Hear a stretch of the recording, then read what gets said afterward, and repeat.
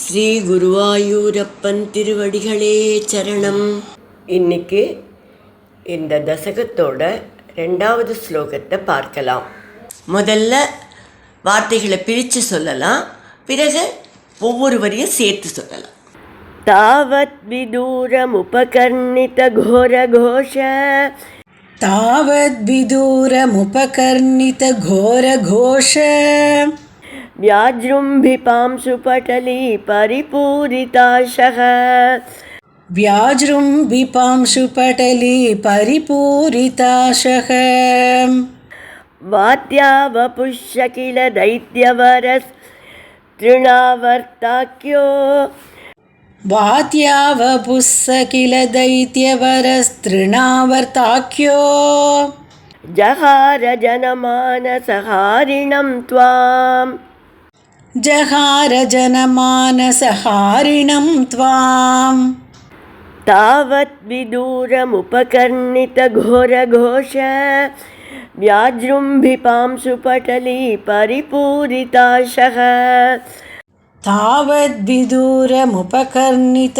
घोरघोष व्याजृम्भिपांशु पटली परिपूरिताशः वात्यावपुष्य किल दैत्यवरस्तृणावर्ताख्यो जहार जनमानसहारिणं त्वाम् वात्यावपुस्स किल दैत्यवरस्तृणावर्ताख्यो जहार जनमानसहारिणं त्वाम्.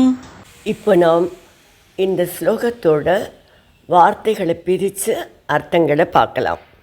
தாவத்து அப்போது, விதூரம் உபகர்ணித வெகு தூரம் கேட்கின்ற, கோரகோஷ ஒரு பயங்கரமான முழக்கம், வியாஜ்ரும்பி பாம்சு படலி ஒரு அப்படியே பொங்கி எழுந்து கொண்டு வந்த புழுதிப்படலம், இது ரெண்டும் பரிபூரித ஆசக திக்குகளையெல்லாம் நிறைத்தன.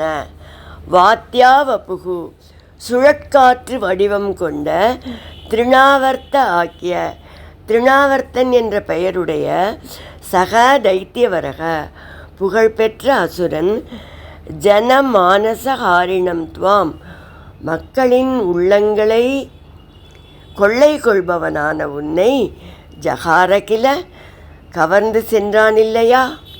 இப்போ இந்த ஸ்லோகத்தை முழுவதுமாக பாராயணம் பண்ணி இதோட முழு அர்த்தத்தையும் பார்க்கலாம். தாவத் விதூரம் உபகர்ணித கோரகோஷ व्याजृम्भिपांशु पटली परिपूरिताशः वात्यावपुष्य किल दैत्यवरस्तृणावर्ताख्यो जहार जनमानसहारिणं त्वाम्. அப்பொழுது வெகு தூரத்திலிருந்து ஒரு இரைச்சல் சப்தம், ஒரு வினோதமான ஒரு ஒலி கேட்கறது. தூசிப்படலம் அப்படியே உயர கிளம்புறது. எல்லா திக்குகளையும் தூசியே நிறைச்செடுத்து, சுழல் காற்று வடிவத்தில் அந்த திருணாவர்த்தன்கிற அந்த பெரிய அசுரன் வந்தான். அந்த சுழல் காற்றாகவே படுக்கையில் படுத்து கொண்டிருந்த குழந்தைய தூக்கி கொண்டு உயரே கிளம்பி சென்றான்.